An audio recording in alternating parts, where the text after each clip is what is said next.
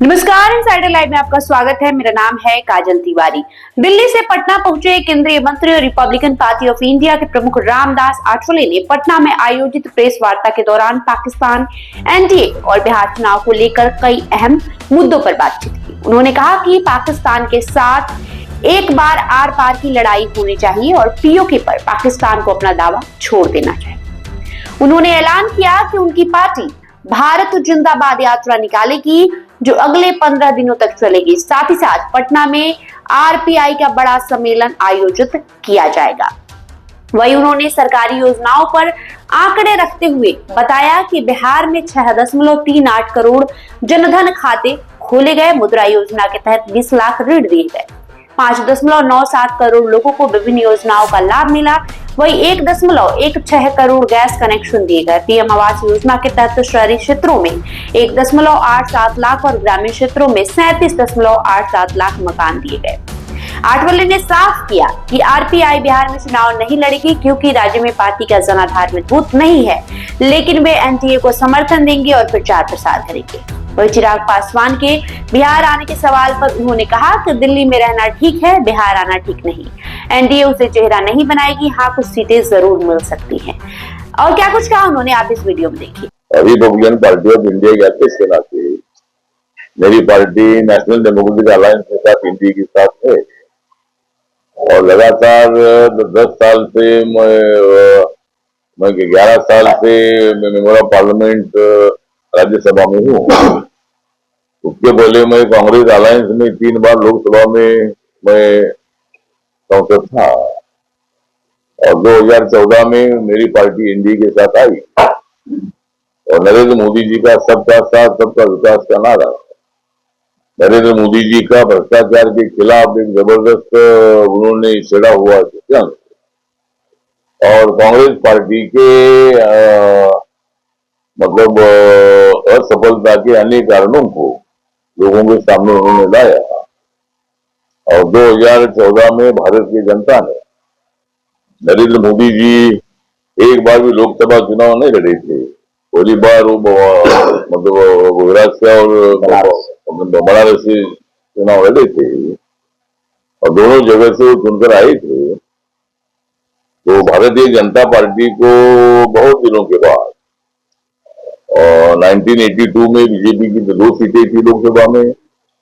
उसके बाद अटल बिहारी वाजपेयी साहब के टाइम पर 182 सीटें थी और नरेंद्र मोदी जी के नेतृत्व में मतलब 282 सीटें बीजेपी की चुनकर आई और बहुत दिनों के बाद एक पार्टी अपने बलबूते पर सत्ता बनने लगता है कि भाई किसी का मुंह बंद करना ये लोकतंत्र में हमारे हाथ में नहीं है।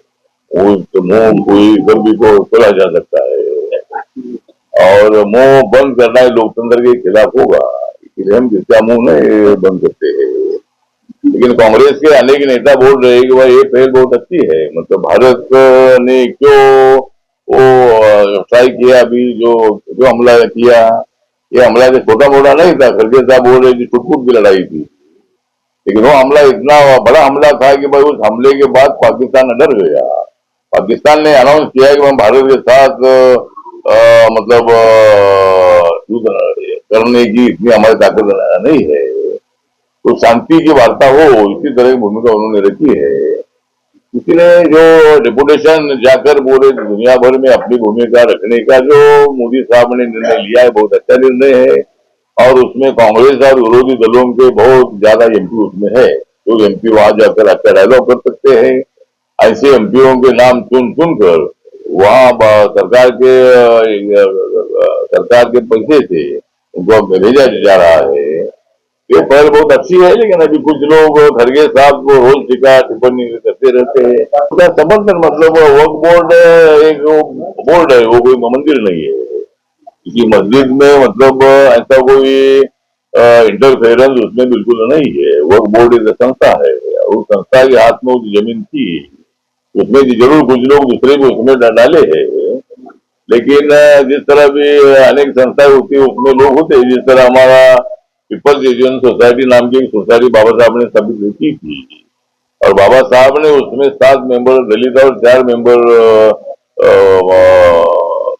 नॉन दली, ऐसा करके 11 लोगों की ट्रस्ट उसमें थी और अभी भी है। अब मैं उसका चेयरमैन हूँ और महाराष्ट्र में कम से कम 1 लाख से ज्यादा स्टूडेंट वहाँ पढ़ाई करते हैं, तो एक एजुकेशन संस्था है। उसी तरह बोर्ड भी जरूर मुस्लिम कम्युनिटी का है, लेकिन ये बोर्ड है, ये कोई मस्जिद या मंदिर नहीं है, बुद्ध मंदिर नहीं है। इसलिए ऐसा कोई वक्फ बोर्ड का समर्थन इसलिए मैं कर रहा हूँ कि इसका फायदा हम मुसलमानों को है।